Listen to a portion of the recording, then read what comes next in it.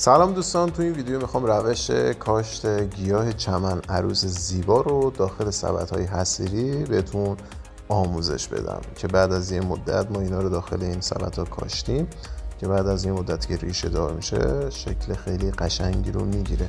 این گیاه مادری هستش که به همین روشی که تو این ویدیو براتون گذاشتم کاشته شده که ببینید چقدر زیبا پر شده. شما حتما باید اصول آبیاری، نور و دما و کوددهیش رو در نظر بگیرید که من برای شما توی قسمت پایین زیر ویدیو توضیحات کامل رو براتون میذارم. تا آخر ویدیو با من همراه باشید.